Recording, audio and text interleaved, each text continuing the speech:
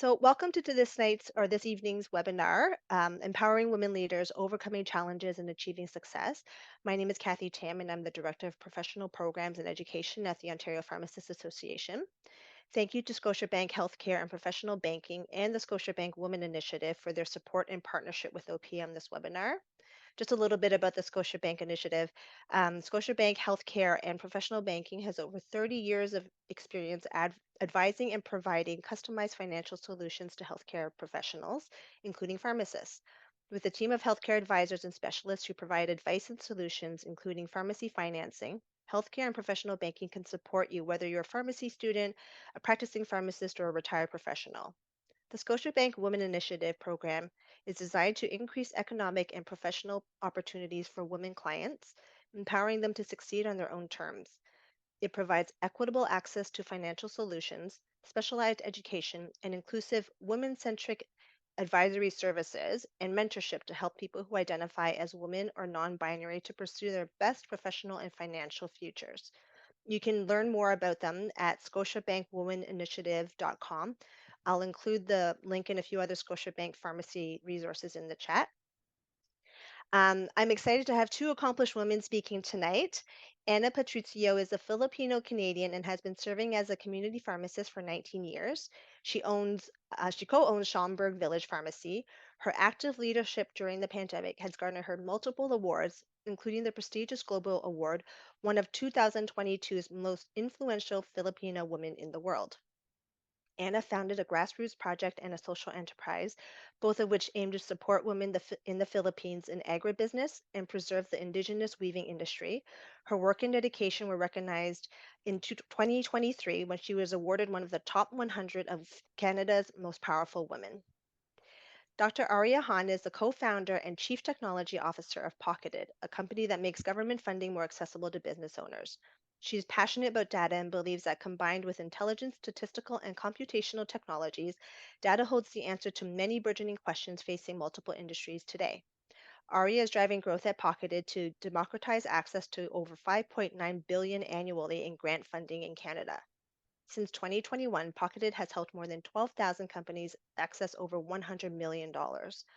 Pocketed has been named a 2021 British Columbia Emerging Rocket, featured in the Globe and Mail, interviewed by CBC Radio, and is recognized as a fast growing BC business by The Peak.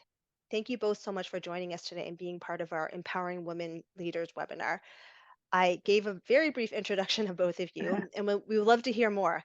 Let's start with you, Anna. Tell us a brief history of your career and what led you to where you are today in practice. Okay. Thank you, Kathy, for that very generous introduction. So again, my name is Anna. So I graduated my Bachelor's of Pharmacy program in the Philippines with Central Escolar University. That's in the early 2000s. I moved to Canada in 2002 with a student visa, and I finished my bridging program with University of Toronto with the International Pharmacy Graduate Program. So as mentioned earlier, I'm a community pharmacist for 19 years. 14 years of that is managing multiple locations for a corporate chain. And 5 years ago, I co-founded a community pharmacy in York Region, which is called Schaumburg Village Pharmacy. And alongside the traditional dispensary and professional services, we do non-sterile compounding. And what's very unique to our location is we do have a collaboration work of compounding with an aesthetic and cosmetic physician. So we do specialized hair growth products. Also, very soon we are hoping to open a travel clinic as well. Awesome. Arya, a little bit about yourself? Yeah, I did a lot of school. So I went through undergrad, related to a master's in soil science, actually. So if anyone ever wants to talk dirt, I'm here. Then I did a PhD in bioinformatics, specifically in metagenomics. So that's the genetics or genomics of bacteria as they live in communities. And that kind of got me a passion for entrepreneurship and just continuous learning and innovation. And that I think is one thing that's very cool about doing a PhD, because there's a lot of really horrible things about doing it. It's totally different webinar probably. But it really got me thinking about the freedom you have to explore data and learn about the world through having the opportunity to really follow the data and the evidence in a free form way. And entrepreneurship has so many things in common with that type of innovation and work environment that it really felt like a natural switch for me. And kind of through my entrepreneurial journey, I'm a serial founder. I have a bioinformatics company as well as Pocketed. That any kind of entrepreneurship really leverages those skills that are transferable. And so it's that technical writing, that thinking through those strategic business propositions. And one of the things that businesses and academia have in common is that there are these available funds. There's $5.9 billion available in Canada every year for small and medium-sized enterprises, so 500 employees or down or under. And it's so hard for most business owners to access that. And so through kind of entrepreneurship, I met my co-founder, Brianna Blaney, and together we developed Pocketed. And it's been a wild and fun ride. Mhm. That's amazing. Thank you so much for your introductions. And I mean, we are here today to talk about overcoming your challenges and how you got to your success with it. Let's start with kind of like a positive thing. So, because not everything is a challenge. Mhm. What do you think has been your career high so far? Maybe I'll start with you, Anna. Sure. So I have two. One was being recognized as one of the most influential Filipina in 2002. So there are 26 of us globally for that award, and we went to Lisbon to to receive the award, which is really cool. And I was able to highlight pharmacists as leaders and as business leaders, and which I'm really proud of, because there's always, at that time during the pandemic, there's always a conversation about healthcare heroes, and we seem to be always sidetracked and not in the picture. So this for me was a good opportunity to highlight that role. And the second one was being recognized as one of Canada's top powerful women of last year. And what's cool about this award is learning that there was 800 nominations in that, and a pharmacist, a Filipina, is one of that 100 from last year. So it's definitely cool. That's amazing. And congratulations. It's Oh, such an thank you. accomplishment. Yeah. Um, Arya, what would you consider your career high, or more than one? It's Anna has two too. Yeah. Well, I just feel like those were like so clear. And I don't think for me I have it. I think it feels more like highs and lows kind of continuously, almost daily or weekly and monthly at the very least. I do think kind of securing our first six-figure deal was a really big deal. And I was like, okay, we're like kind of moving into the big leagues a little bit. So that felt good. I think there's also been the thing I'm most proud of is the teams that I've built and that I'm building alongside. That really is, it doesn't matter if it's a software or a service, the people that you're working with make or break your day. And if you want to get up and keep doing this the next day. And so I am really, really proud of the people that I've surrounded myself with and get to learn from. Um, I think, in my kind of science and research head, some of the most exciting work for me has been in the discovery area, where we're discovering new species, we're discovering new metabolisms and genes that have the potential to really change the world. And within Pocketed, one of the coolest things is we actually now have 14,000 users, and getting insight into so many of the cool businesses that are in Canada is definitely a highlight. I have so many products now in my kitchen in particular where I like hear, a company comes through Pocket and I was like, oh, I would like that. So I feel like that's like the coolest part about watching Dragon's Den or Shark Tank often, where you're like, oh, that's cool. And you're Googling it and you're buying their products. And I feel like Pocketed has kind of been like that, where it's just so cool to meet that many entrepreneurs that are so passionate about a diverse amount of products, services, ideas. That's amazing. It's true that being exposed to different things makes you excited. But also, Arya, we can kind of stick with you for a second too, because you talked about the high, but it's also a low sometimes too. So what have been your career lows, or low, hopefully one low, but maybe multiple lows as well?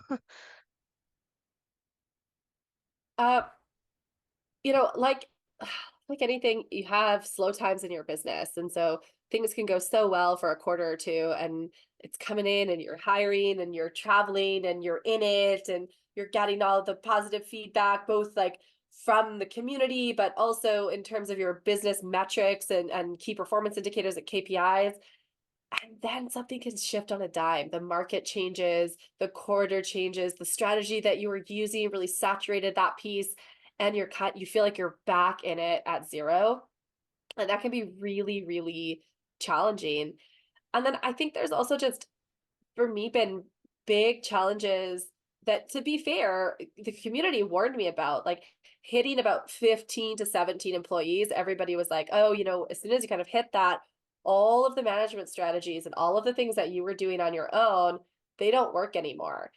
And it's not that I didn't believe them. It's that I did it because those people are smart and right so often, but I still feel like I walked right into that wall. And so there's been some just adjustments on systematization and process improvements that have been really challenging, but overcomable. That's good. Um, Anna, what about your career So low? um, I have to say I have quite a bit of lows as well, but I think the most that probably really I get hurt, the most hurtful, I guess, have been being laid off in 2017. And at that time, it was unheard of that pharmacists are being laid off. But we are part of a mass job layoff. It's 500 jobs at that time. And there's about 15 of us pharmacists that got laid off in that one. So I think at that time, I was already building, putting together plans for Schaumburg Village Pharmacy, but it still stung. It's almost like I wanted to move away from this company in my terms, but suddenly that was dictated by somebody else. And I remember crying the whole day. In that, even though I had already planned, it was now I look back at it, it really was my ego was really hurt. But I will consider that one of the career lows for myself. Hmm. Yeah, it is. Any Being laid off at any point is really difficult to deal with. Is there I mean, you kind of talked about it, how you were in the process of a change anyway, thinking about a pharmacy, but was there a key Mhm. situation or person or scenario that was a catalyst to really drive you towards that change? And knowing that, you got laid off during that time as well, so maybe it Right. pushed you forward faster. But before that, like, thinking Mhm. about when you wanted to Mhm. open your own pharmacy, was there something that kind of propelled you to do that? For sure. 3 years before I got laid off, I actually was already considering a career change. Um, I guess really being in the catalyst of that really was being in a constant state of being on a constructive dismissal state, where you're always afraid that your job will be taken away from you because you haven't met any target, or didn't follow specific rules. But a part of constructive dismissal really is, your job is, for everyone that's in pharmacy and community pharmacy, we have seen the change in our practice for the last 10 years, and it's significant change. And unfortunately, a lot of companies haven't kept up with that change as much as to reflect logistics. So for myself, because I was managing stores, I really felt that me pushing back and being a staunch advocate for my team, I felt like that cost my job. But then again, there's 500 of us, so really, I don't know what the right reason is. But I felt like really that toxic relationship I have with my upper management really had propelled me to make changes, because I knew I had a target in my back. So the stress of it really came through very like in physical form for me. Like I developed alopecia, I had insomnia, and it's like, wait a minute, I'm perfectly taking care of myself. I eat regularly, exercise regularly, and this is happening. So I knew it was time.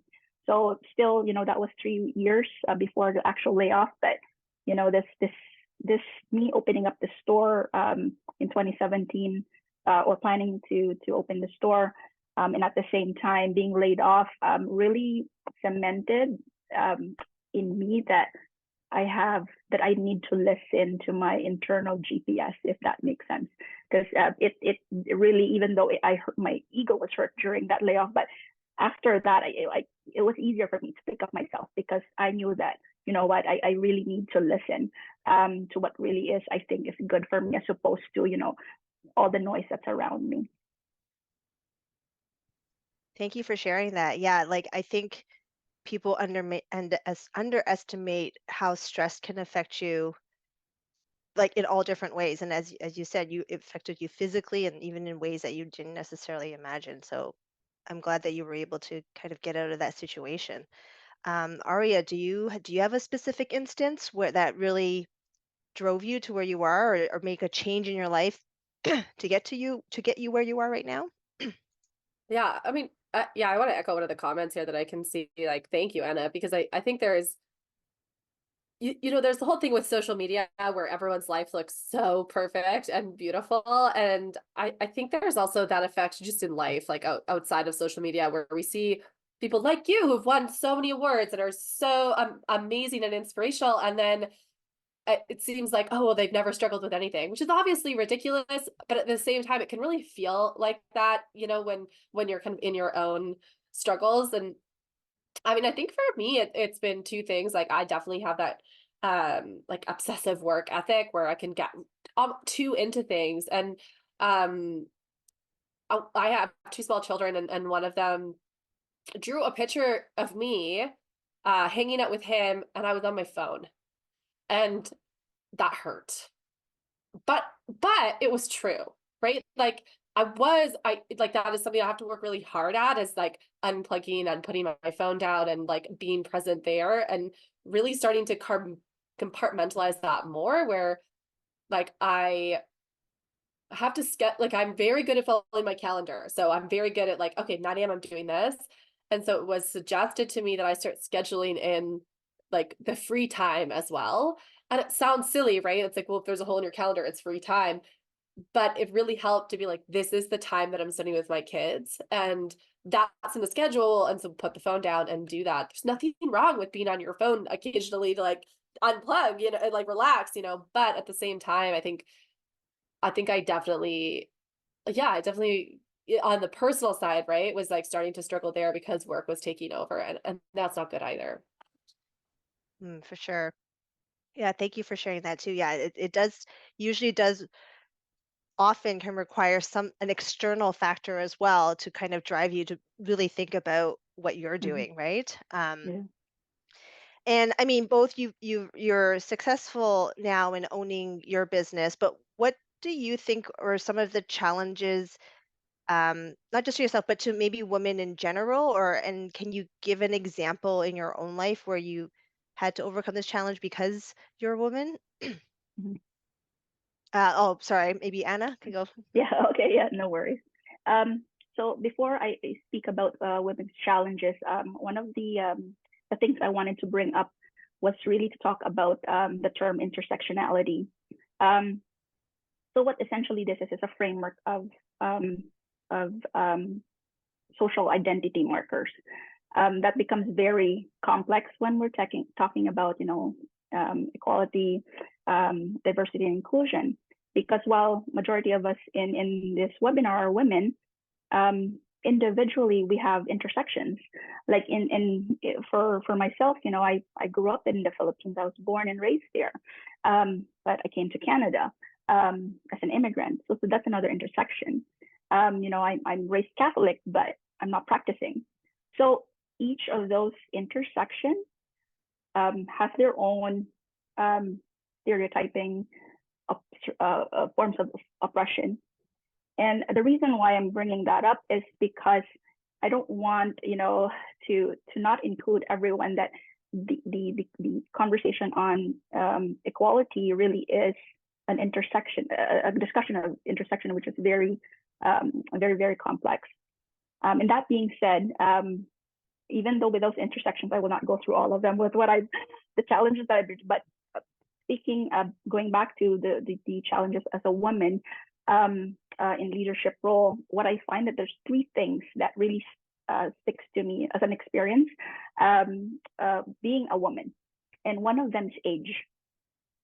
When I was a young manager at 24 years old, I was handling a very small pharmacy, but there's two of us. My assistant at that time was significantly older than me, and another elderly lady keep asking my assistant health-related questions.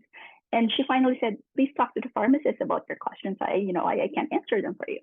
And the response of the lady to me is, "She's too young to be a pharmacist." And I was like, "What?" So I feel like for women, age seems to be more an issue than it is for men. And, that's another intersection we can talk about the whole day. That's another topic on its own. So the second one I find that's unique for women is appearance. Like for myself, fashion for me and doing makeup and things like that is a form of self-expression. I love doing them. I love doing it for myself. But in the Philippines, I grew up, we have to be modest. So I felt like it's almost wrong to have that self-expression growing up. But what I find is I tend to challenge these notions even when I was in the Philippines. And I find that regardless of what I really wear, the environment doesn't really change on women per se, like how you perceive it. So nowadays, I don't really care what I wear. Put my makeup on as long as I'm comfortable and happy about it. I don't really care. And the third one that's unique for women is if you're in an industry that's male dominated, I find, because it really makes your career, go in different directions. So I wanted to, when I was, especially in corporate, I really had learned to eat intimidation for breakfast. I really have developed a very thick skin. You have male coworkers thinking that they can do your job better than you do when you're already on a senior role. Even in that particular, you're already on a senior, yet you're still being perceived less. So even in business, and there's when we were wanting to pick a banner, we had already picked a banner, and that banner had really chose a male owner instead of us in that location. So I knew that, what, this is, I'm being slapped in the face at this point that gender really does have an issue in workplaces, and really we really need to be watching these very closely, actually. Yeah, that's so interesting. I think the age and appearance thing is so true. A couple of years ago, probably 4.5 or so, I was very pregnant. I was on an AI panel. And so the moderator is downtown Vancouver. The moderator says, "Okay, could all the panelists come here to get mic'd?" So I go up with the other panelists, all men. And one of them turns around and says, "You must be here to get coffee. I like cream and sugar." And it's funny because I rarely introduce myself as Dr. Arya Han or Dr. Han, but I was like, no, this is a moment where he needs to hear that. Like he needs to hear those credentials. And so I just like very calmly said, "Hi, I'm Dr. Han. I'll be sitting next to you on the panel today. I think the coffee station's in the corner."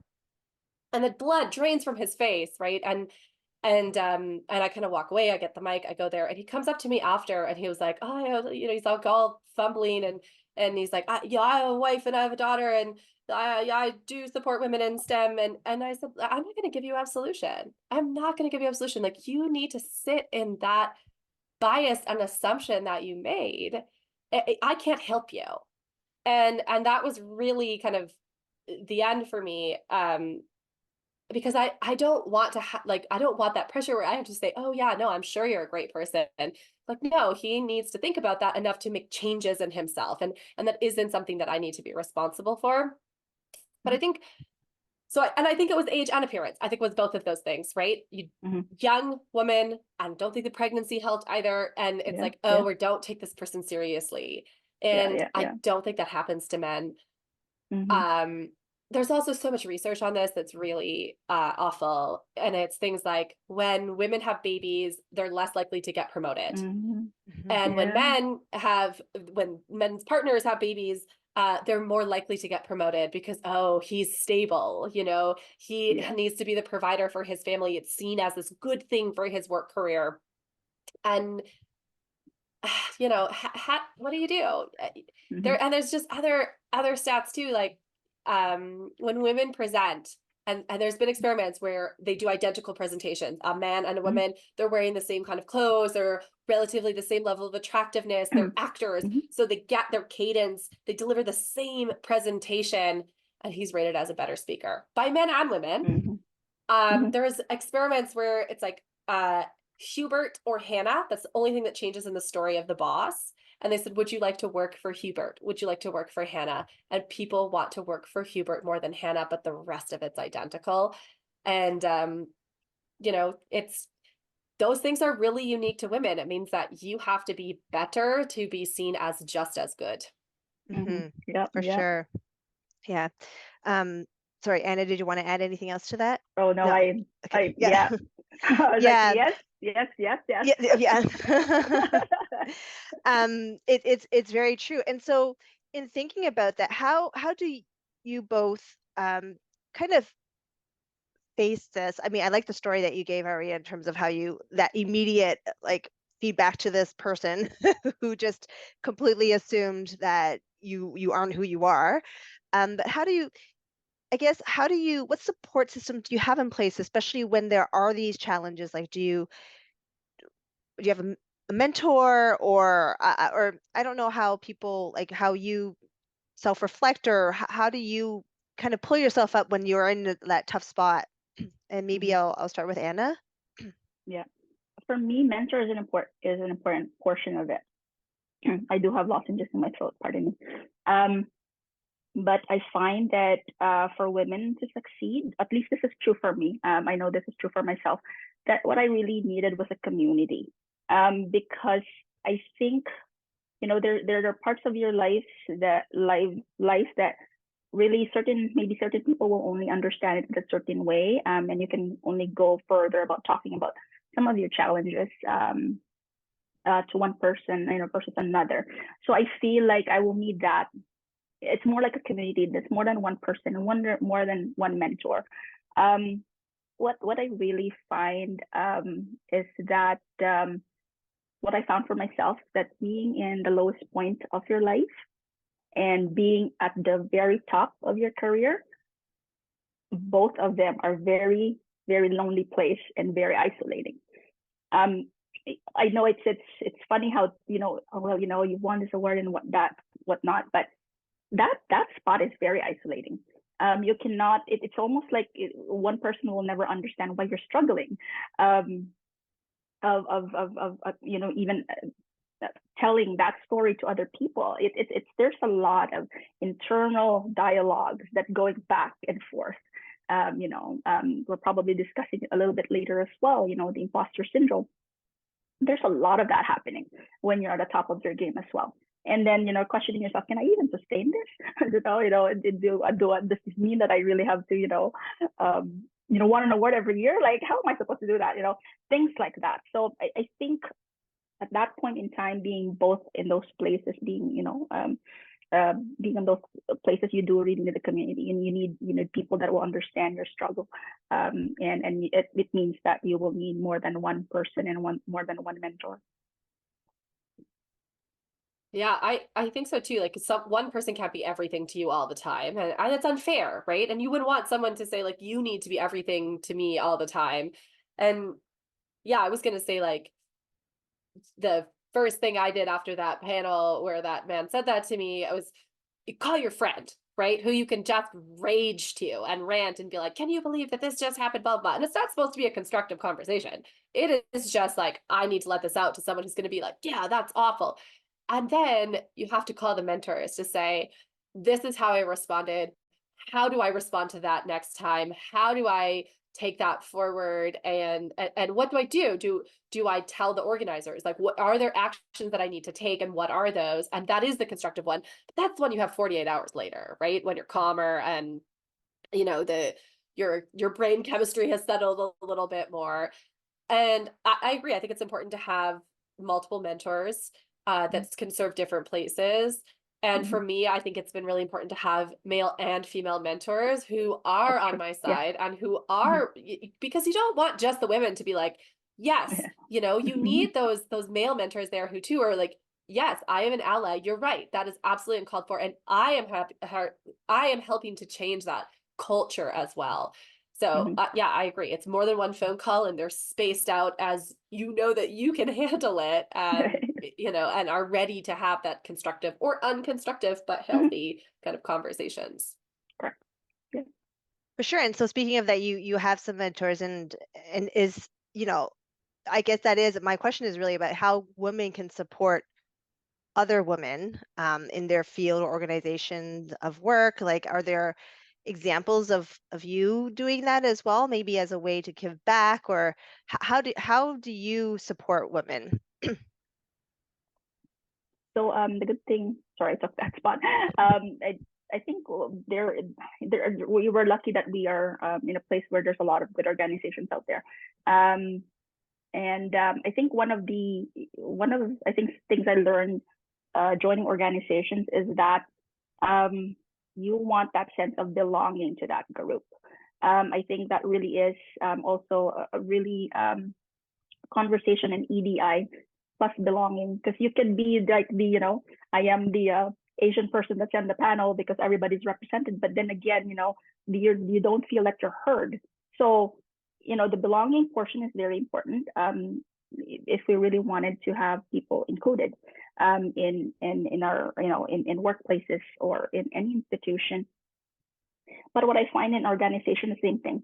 You probably want an organization that really is like-minded like you, believes in the same vision. And if you haven't found one, you build it yourself. So I'll share an example where like I formed this group in the Philippines where we are trying to encourage young women to be interested in agriculture. Um, so I've been asked why women, why agriculture, because really I've seen my parents are farmers, so I've seen data where the average age for farmers in the Philippines is 57, and I think Canada is 56. So if I really think about it, I said, okay, I like food.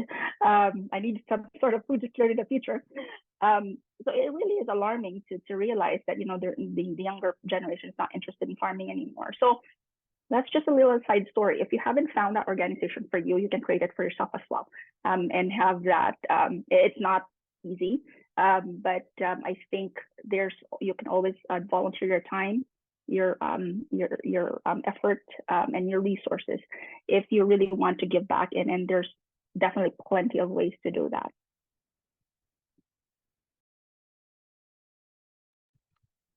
Talk about women when they're not in the room. Talk about their businesses when they're not in the room. Buy from their businesses. Go out of your way to buy from their businesses. Don't order it on Amazon. Wait till Saturday and drive to their store and buy it from them. These are all ways that we can help.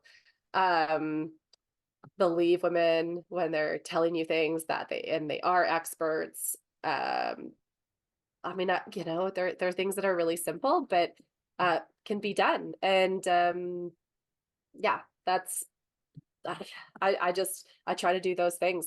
Support, talk about them, amplify them. Yes, Yeah. and that's something that we can all do. As you said, it seems small, but it makes Mm-hmm. the biggest difference in the world, right? And so, Sure. and even if it is something seemingly as simple as, oh, there's two businesses here. I know this one's owned by women, so it's the same price, everything. I'm going to Mm-hmm. go here instead. Like, that's a big difference. Thank you. Just keeping an eye on the time. We probably only have time for two more of our planned questions, and then there will be the questions from the audience. You brought this up earlier, Anna, in terms of imposter syndrome, because that's something that's kind of talked about a lot, and you kind of hinted at it, but maybe you can elaborate now a bit more. Like, what does imposter syndrome mean to you, and it sounds like you felt it, and how did you Mm-hmm. navigate your way through that? Well, the perfect example of feeling imposter syndrome is exactly where I am right now, speaking to you guys. I second guess myself am I the right person to be speaking to this group. But when I was preparing for this webinar, so there is an actual effect called the Dunning-Kruger. So essentially, there's just this imbalance or mismatch of your perception versus your actual capability. And what I found on when I was looking into this, it's like 80% of the people actually experience this once in their adulthood. And I said, oh my God, and that means that's just 80% of us here, right? I think what really is unique for women is we seem to experience this more, and that's according to what I've read. And I think that is because of a lot of our cultural and societal conditioning that we, at least for me, from growing up from the Philippines, I find that there is, there's some certain standards, and now that I'm looking back at it, it's really a double standard to how I was brought up.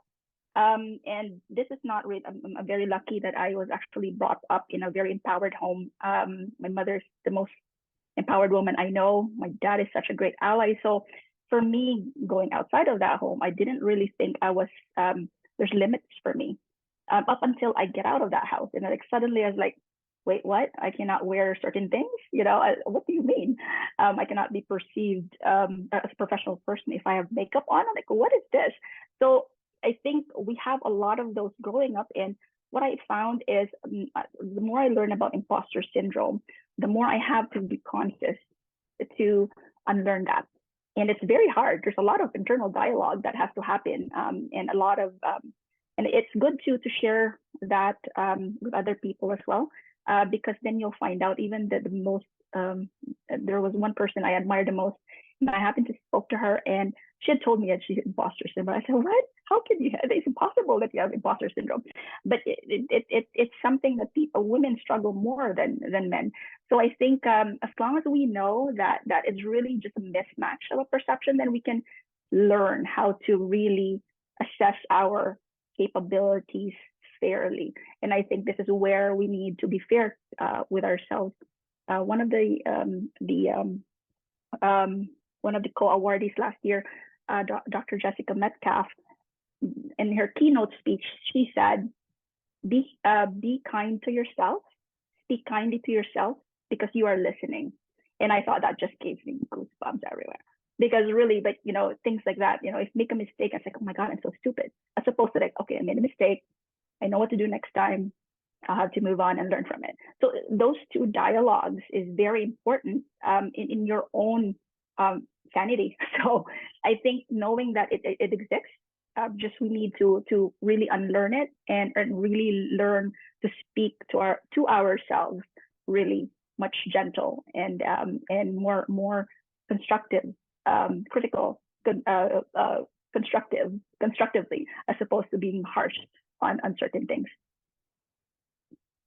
Yeah, that's interesting. It's like the things that I would say to myself, I would never say to anyone else. And like, why is that? Right. And like, that's not good. Like, and Right, it's yeah. some of the things that I would think in my own head, like if I heard my kid say that to someone else, I would be horrified. Yes. And, and I'm like, that's a good gate, right? Like, Mhm. should I be saying that to myself if I would never say that to anyone else? And I would consider that to be a rude statement. And, yeah,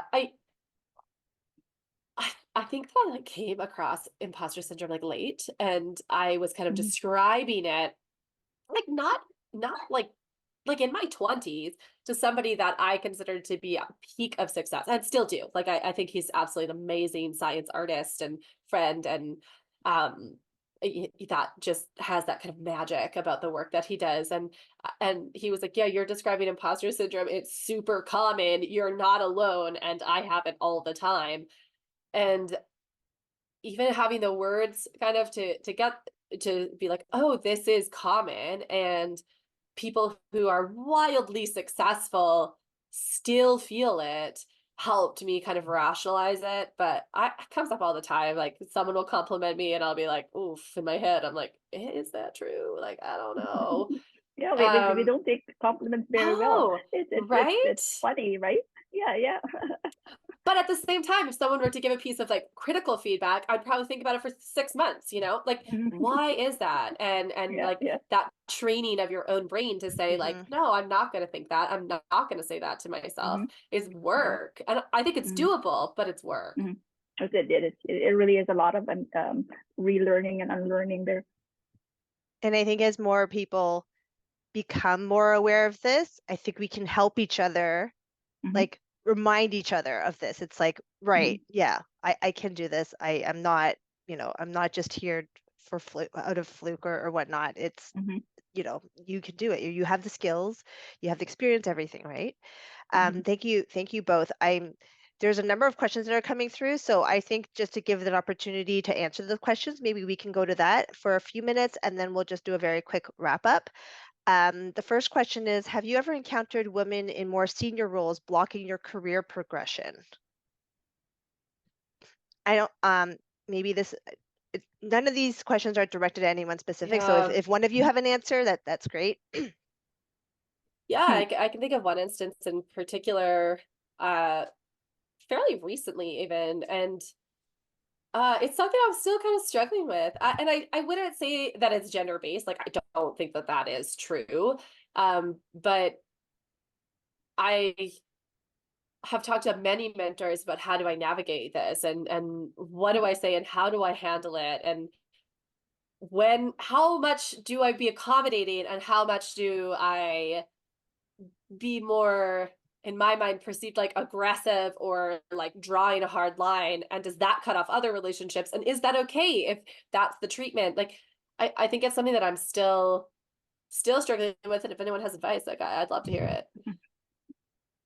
Not that I can think of personally, but I think one of the struggles for us women really is the fact, and we continue to face this one, is because there's not enough representation of us in the seats, where the seats on the table that make decisions.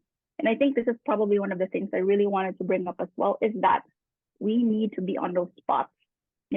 Quick data, just 70% of pharmacists in Canada are women, and then only 30% are pharmacy owners. National and provincial leadership in pharmacy organizations, 40% are women, but why is it Ontario only has 22% representation of women? Small businesses, for 51% in Canada, but 17% only owns businesses and small businesses in Canada. So we need to really be an ally for each other to say that, hey, if you know somebody that really is good in what they do, encourage them to do more than they're capable of. Because again, they're probably suffering the same thing, imposter syndrome, doubts to themselves. But I think representation really is, we're struggling in that because we don't have the numbers. So I think advocacy to our cause is important. So we need ladies, we need those seats taken and we need those seats on those tables. Thank you. The next question is, I find my biggest challenge is dealing with male customers who are inappropriate. There are things that don't bother me, like being called dear, but inappropriate sexual comments leave me stunned. I don't respond at all, but do you have suggestions of appropriate things to say? Oh, I'm on this. I was at a conference recently, and the things that were coming out of people's mouths. So I went to a lot of academic conferences, never an issue.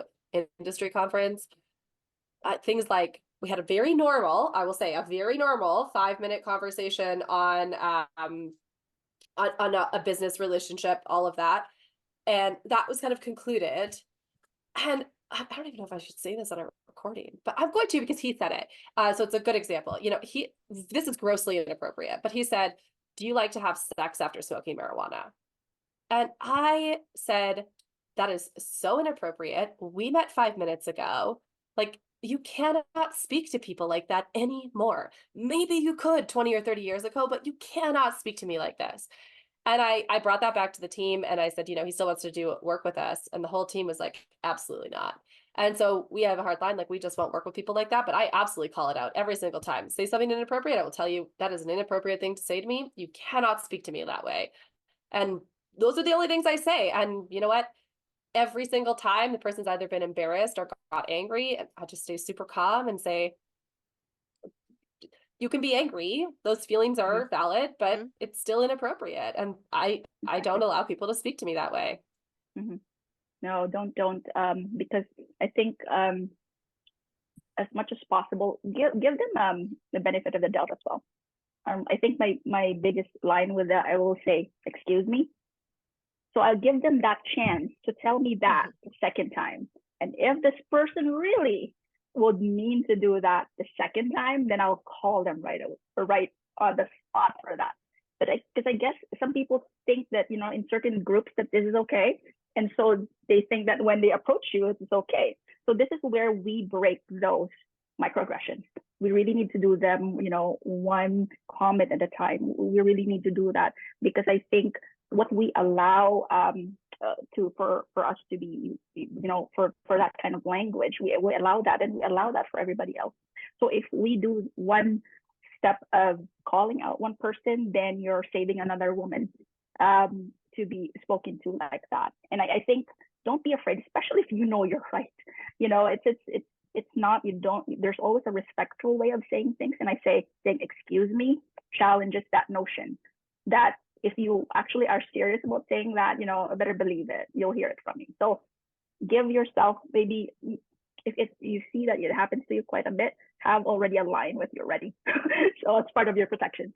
Because you know, we really need to stop those behavior as they happen, because we cannot let that, you know, something that they think is acceptable. For sure. Yeah, it's hard, but it's Mm-hmm. important to call it out. Yeah, especially if not you brought up or you've always been taught like, you know, be Mm-hmm. quiet, be nice. But when Mm-hmm. it's behavior and language like that, Mm-hmm. the only way to change anything is to call it out when it happens. Well, and I think Um, what you said, okay, oh, sorry, I was just gonna say, I think what go you ahead. said on is really important. That for me, as I get older, it gets easier for me to stand up for myself and say those things. And in my Okay. 20s, I would have absolutely just like Just completely froze. shrunk and Mhm. froze. Yeah. And so I think you're right. It becomes important to say it not only for yourself, or maybe not for yourself at all, right? Like maybe Mm-hmm. you like can brush it off and not think about that again, but it saves those 20-year-olds Mm-hmm. who we don't need to put through that anymore. Mm-hmm. So I do think that's a very, very good point. Mhm. And you're right about giving people the benefit of the doubt too. Like gently call it out, make sure you Mm-hmm. understand, like lead with curiosity is like always the Yeah. the right approach, right? Mhm. Um, I think we only have time for two more questions. We're a little bit over time, if you don't mind staying on. No Um, worries. First is, do you have mentors? Sorry, do you have any mentors who have supported you professionally, and have you in turn mentored any colleagues get ahead professionally? Absolutely both. If I am totally honest, I wouldn't be here without my mentors. I would have quit businesses years ago. But it was really those times when I'm like, I'm ready to quit, that a mentor step in and say, sleep on it. Hmm. Take a vacation, take a week off, and then call me and we'll talk about this because maybe you don't really want to quit. You really just are burnt out and need a break. Hmm. Mm-hmm. And I am a huge believer, and I didn't make this up. It was from a mentor of mine. But he said to me, his goal whenever he is managing somebody or if people are working for him is that their next move, because they will have a next move, probably not going to work with you for the rest of their life, is that they move up and not horizontally. And so I take that really to heart. And anytime I can see somebody leaving, it could be even for performance. The first thing I'm thinking is like, how do we set this person up so that they're moving up? If this isn't the right place for them, that's okay. But how do we get their career launched? And so really great references, proactive networking for people, saying yes to, like I actually did a recent workshop with a group of high school students. I had so much fun with them. They were so like they just wanted to know everything. And so it's saying yes, even when you're looking at your calendar and you don't necessarily want to be volunteering there, but you should because those people need to hear it. And people did it for me. So I try to pay it forward too. No, I agree with that. I did benefited from mentorship, and you know, I benefited from the support of you know, my husband and my immediate family, and for me, it really becomes a moral obligation to do that, and the more that I find you know, sometimes I don't really understand why I'm here, but the more I see the value of visibility, this is a weapon. This is a weapon for us to actually to encourage one another. Being visible means that we're serious about us, as an advocacy.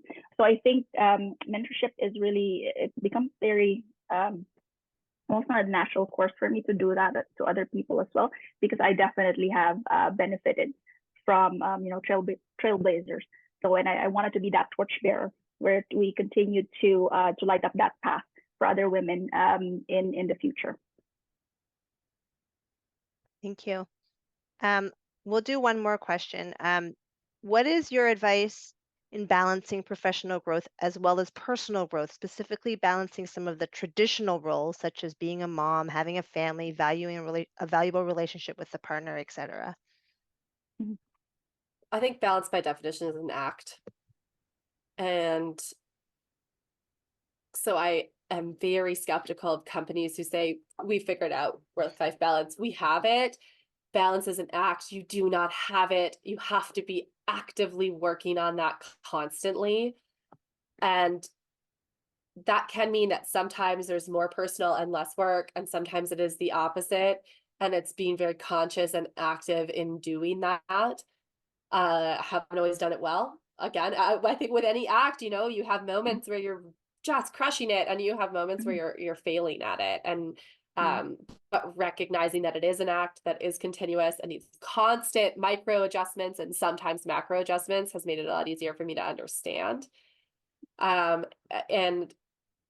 I have a partner who does not, hold me to traditional gender roles, and who will absolutely be in the trenches with the kids and is my biggest cheerleader. And so it is that allowing yourself to realize that that it is an act, and it is then surrounding yourself to what Anna said, right, with a whole community of people who help you with that act when you need it. I always find this balance very tricky, because there really are times that your job needs you more, and then your family needs you more. So I think creating for yourself healthy boundaries for things is maybe the first step. And when you create that boundaries, it's kind of easier for you to prioritize which one is which. But don't feel bad, because women tend to do this to themselves. I do it to myself quite a bit, actually. I said, oh my God, my poor husband doesn't have dinner yet. But really, he can make dinner for himself. So I think what I'm saying here is that if you're surrounded with, it's like, how we community, that balance, it's really a conscious effort. You will do that every time, but don't feel bad if you find that you'll have to spend more on work because the work needs you, because at the end of the day, that's part of your life. It is part of your passion.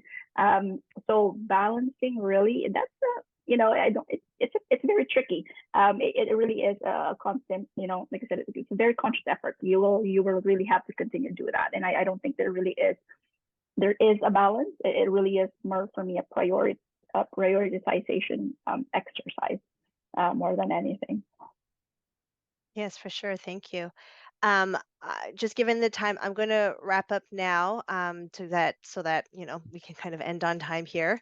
Well, actually, we're running a little late, but that's fine.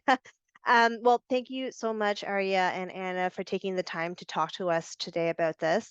You have great stories to tell, and thank you for sharing them and sharing your vulnerabilities, sharing your successes. And I hope that everybody has taken away something that they can kind of apply to their life professionally or personally.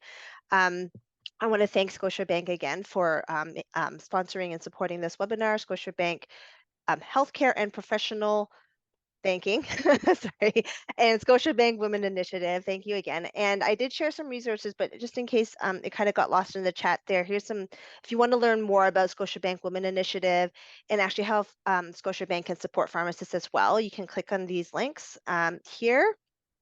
Oh, it didn't come out right. There's 3 links there. There's a Scotiabank Women Initiative link, a pharmacist one, and there's actually a nice blog that they actually recently created about women in pharmacy and building your career.